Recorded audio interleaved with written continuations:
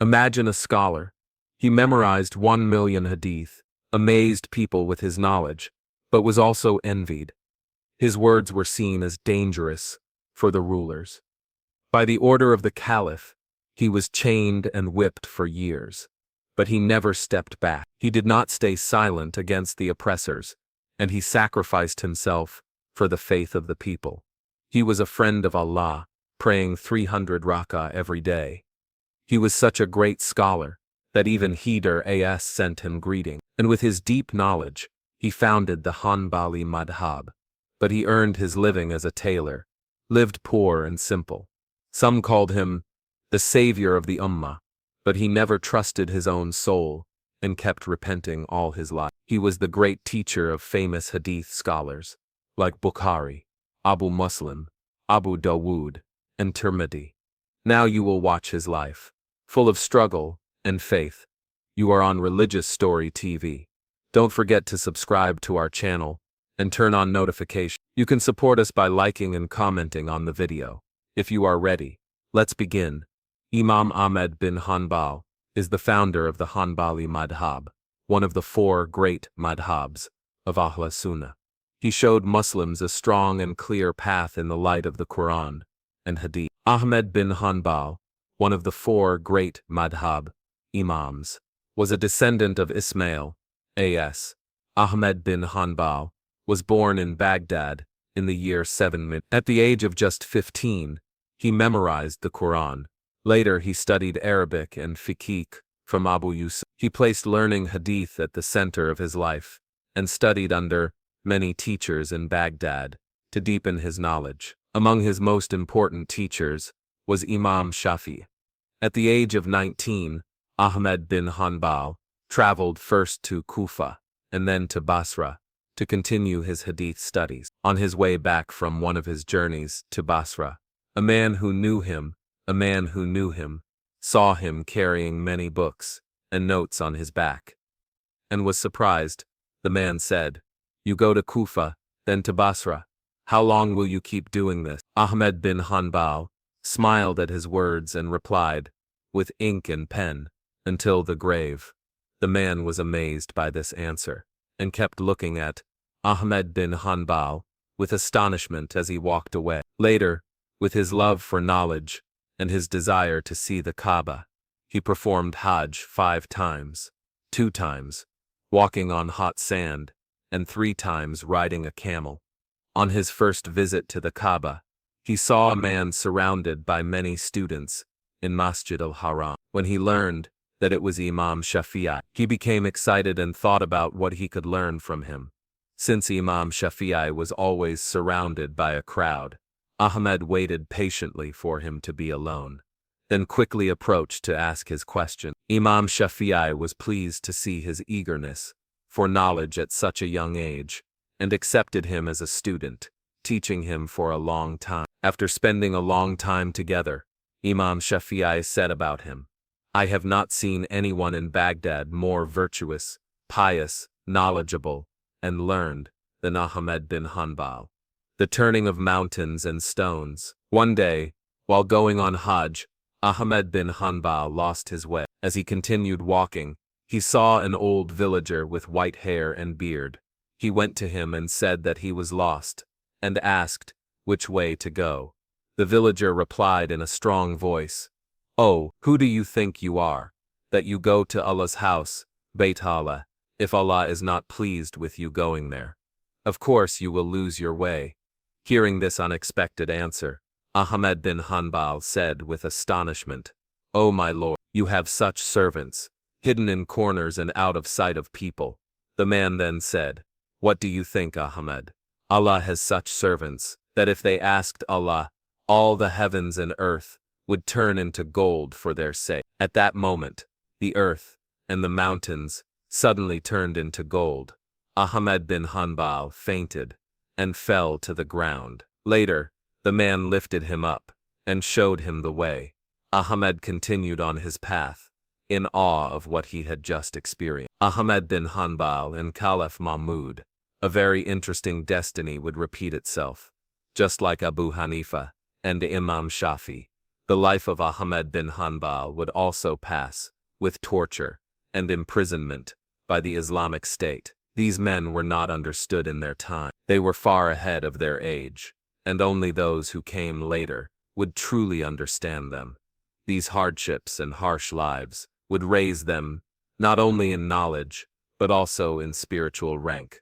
Towards the end of Caliph Mahmud's reign, the influence of the Mu'tazila madhhab grew stronger. Under this influence, the Caliph called on the famous scholars of the time to accept the view that the Qur'an was makhluk, meaning created. At first, some scholars said that the Qur'an was not created, but when they were threatened with torture, they gave the answers the Caliph wanted, in order not to suffer. Ahmad bin Hanbal, however, without fear of anything or anyone, said that the Qur'an was the speech of Allah and not a created thing. For this, the Caliph had Ahmad bin Hanbal imprisoned, together with other scholars who opposed him. His close ones advised him to act as if he agreed with the Caliph, just to be freed from the oppression. But Ahmad bin Hanbal refused, saying it did not suit him as an Islamic scholar, and he was upset with those who gave him this advice. The governor of Baghdad chained Ahmad bin Hanbal and Muhammad bin Nuwa and set out to take them to meet Caliph Mahmud. But when they reached Raqqa, a soldier riding fast on a black horse appeared from behind a hill and brought the news that the Caliph had died. The soldiers were filled with sadness, but Ahmad bin Hanbal did not change his calm and firm stance. After waiting there for a while, they returned to Baghdad. But Muhammad bin Nuwa, who was younger than him, could not endure the hardship and died on the way. Ahmad bin Hanbal was brought back to Baghdad and imprisoned. The new caliph, Mu'tasim, insisted on following his brother's policy and kept Ahmad bin Hanbal in prison. When Ahmad bin Hanbal was first brought to prison, Abu al-Haytham and the others who were already there did not recognize who he was. In prison, Ahmad bin Hanbal spoke very little. He ate just a few bites, prayed continuously, and gave advice to the prisoners. The prisoners were deeply impressed by his words and began to think he was a great scholar. Abu al-Haytham went to him several times and asked, "O Imam, what is the reason you are here? Did you steal? Did you kill someone? Or did you sell defective goods like greedy merchants?" But he got no answer. When Ahmad bin Hanbal still did not respond, Abu al-Haytham finally lost his patience and shouted, "Then why are you here still?" There was no answer. Minutes passed, and then Imam Hanbal turned slightly to Abu al-Haytham and said, "I read the Qur'an, just as every servant of Allah should." Abu al-Haytham did not understand, and asked again, "Why would they put you in prison just for reading the Qur'an?" Ahmad bin Hanbal turned to him again and said, "Sometimes the mind understands what the tongue recites, but the heart does not find peace. They treat the Qur'an, the speech of Allah, as if it were just a creation. Then, like a thief, they try to steal its holiness. Like a killer, they try to destroy its truth. And finally, like a greedy merchant, they try to sell their faulty idea to Muslims." Abu al-Haytham looked at the Imam in shock after this answer, unable to understand anything. Ahmad bin Hanbal sighed and said, quietly, as if hoping he might understand someday, "When such a reader gains influence by the side of the ruler and sets up a market of fitna, he throws anyone who does not buy his faulty idea into prison." A few guards came to take him. They came in and chained his hands and feet. Imam Hanbal said goodbye to the other prisoners. And then it was Abu al-Haytham's turn. At that moment, something broke inside Abu al-Haytham, and he threw himself in front of Ahmad bin Hanbal. "O Imam, I am a stubborn thief. I was caught many times and whipped 18,000 times, but I did not give up stealing. And you, O Ahmad bin Hanbal, you are the Imam of this city. If you know the truth, never turn away from it.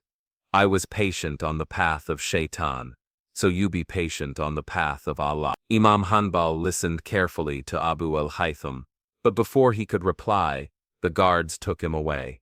Years later, Ahmad bin Hanbal said about Abu al-Haytham, "May Allah have mercy on Abu al-Haytham and forgive him. His words and advice kept me standing during the torture." The tortures of the Caliph against Imam Hanbal. After keeping Ahmad bin Hanbal in prison for a year, the Caliph brought him to his court and ordered the chief judge and other scholars, who obeyed him, to try to convince Imam Hanbal. But Ahmad bin Hanbal, with his deep knowledge and sharp mind, refuted what they said and did not accept any evidence other than verses and hadith. When the Caliph realized he would not change his mind, he ordered Ahmad bin Hanbal to be tortured. Even though he groaned under the heavy blows of the whip, Imam Hanbal did not even break his fast. The Caliph told him he would be freed if he said that the Qur'an was created. Imam Hanbal did not even respond to this offer, and simply recited the Shahada. When the Caliph saw that the torture had no effect, he considered releasing him, but the chief judge persuaded the Caliph, saying that because he did not accept the Qur'an as created, Ahmad bin Hanbal had left the religion and should not be freed. Then the Caliph ordered his executioners to whip him more under the burning sun, and he himself came to watch the torture. Imam Hanbal against the new Caliph. After 2 years and 4 months of this prison and torture, Ahmad bin Hanbal was finally released. As soon as his heavy wounds healed, he began teaching his students again. The Caliph who tortured Imam Hanbal, Mutasim, later died of a disease, and his son Wasik, whose real name was Harun, he followed his father's path and immediately started teaching in the schools that the Qur'an was created.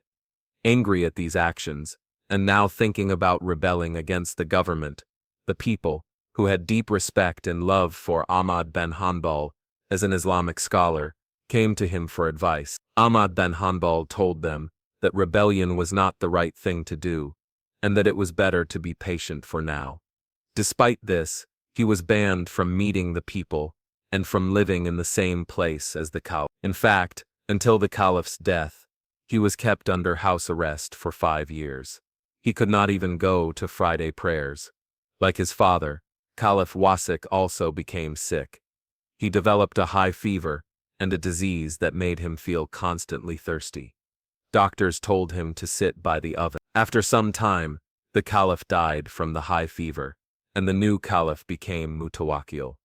During Mutawakkil's reign, the issue of the Qur'an being created ended, thanks to the struggle of other scholars as well. Even then, the house of Ahmad bin Hanbal was searched by soldiers because of an anonymous report, and he was questioned. After some time, it became clear that the report was false. The Caliph, wanting to make amends, sent him gifts to win his heart, but Imam Hanbal refused them, thinking the gifts might include unlawful wealth. His friends, fearing that refusing the gifts could bring more harm, tried to convince him to accept them. Ahmad bin Hanbal reviewed what was said in light of the hadith, and decided to accept the gifts and give all of them to those in need. Even though Imam Hanbal said he wanted nothing else, the Caliph wanted to give a salary to his family. Ahmad bin Hanbal refused the salary himself, but his sons accepted it. He was upset with them and never ate even a single bite of food that came from their money, fearing it might include something unlawful. In his final days, he became very weak, so the Caliph sent his private doctor to treat him. But the doctor said that his weakness was not due to illness, but because of eating very little, fasting a lot, and worship. The greeting from Khidr, A.S.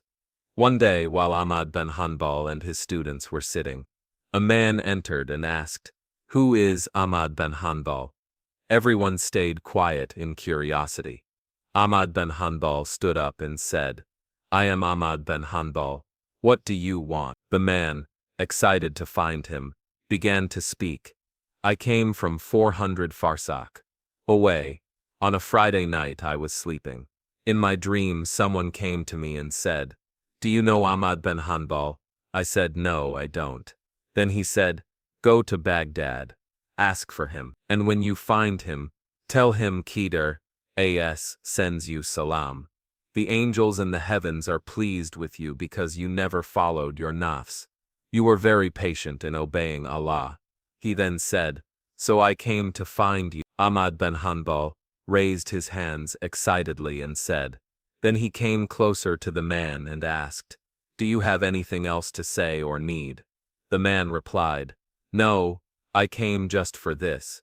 Then he left Baghdad that same day. According to his son Abdullah, before the tortures, Imam Hanbal used to pray 300 rakah every day.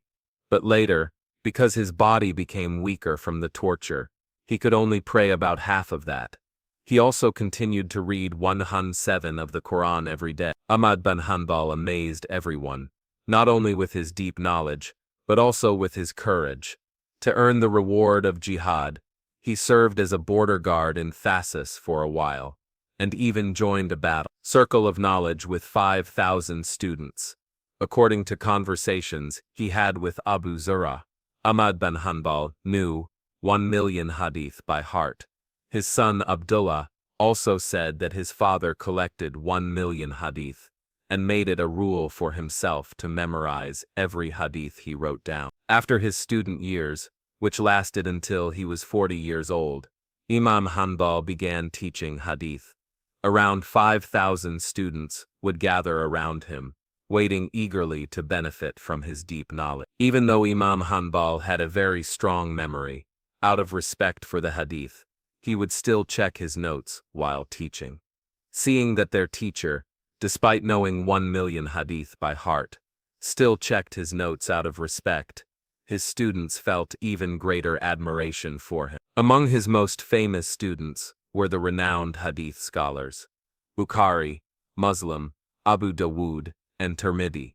One day, Imam Hanbal and another scholar prayed the Isha prayer in the mosque, and then began walking home. Their conversation was so engaging and enjoyable that they didn't even notice how time passed, until they reached the door of the house. At the door, their discussion about hadith sciences continued until the morning prayer. Neither of them realized how quickly the time passed, and smiling at their state, they returned to the mosque and prayed the Fajr prayer together. One day, a hadith scholar named Ali bin Abdul Samit touched Imam Hanbal's garment to take blessing from him. Imam Hanbal became upset, shook off his garment with his hand and said firmly, "From whom did you learn this habit?" Ahmad bin Hanbal saw himself as very small. Because of his humility, he often mentioned the virtues of the great figures of Islam, and sighed, saying, "Where are they, and where are we?" Ahmad bin Hanbal rented out a loom he inherited from his father, and lived on the rent he received. When that money became insufficient, he sometimes copied books for a fee, sometimes wove belts, and sometimes sold the fabric his wife wove.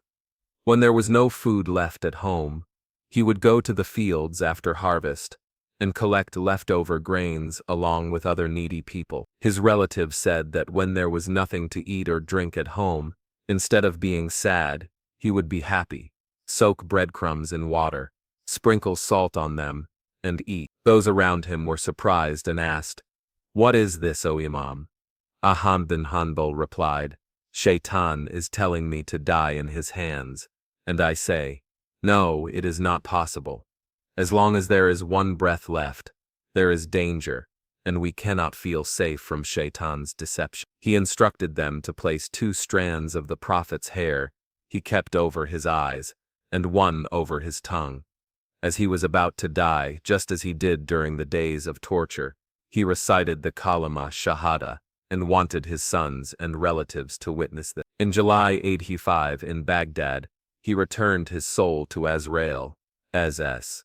Nearly 1,000,000 people attended his funeral. People came from different lands. The streets of Baghdad overflowed with crowds. One of his friends, Muhammad bin Khuzaimah, narrated, "I heard the news of Ahmad bin Hanbal's death while in Alexandria. I was deeply saddened. One night, I saw him in my dream, walking happily with his arms swinging. I said to him, O Imam, what kind of walk is this? I never saw you like this in the world. Ahmad ibn Hanbal said, in the world, those who serve the religion of Allah walk like this in paradise. I became more curious and asked, how did Allah treat you? Hanbal said, Allah placed a crown on my head, golden shoes on my feet, and said, O Imam, because you did not say that the Qur'an was created, you have received this honor. O Imam, there are prayers from Sufyan al-Thawri that reached you. Just as you prayed with them in the world, pray with them here too. Then I prayed, O Lord of the worlds, forgive us and have mercy on us. Do not question us. After this prayer, Allah said, O Imam, here is paradise, enter. And I entered paradise. Ahmad ibn Hanbal, except for his most important work al-Musnad, did not personally write any of the books attributed to him, nor did he allow his words and fatwas to be written down. It is narrated that he did not allow it, because he might learn something new and change his view. After his death, the works that have reached us today were written down by his son Abdullah and other students. We have reached the end of the video. If you want this amazing story to reach more people, please like, share, subscribe to the channel, and leave a comment with a May Allah be pleased with you all. Amin.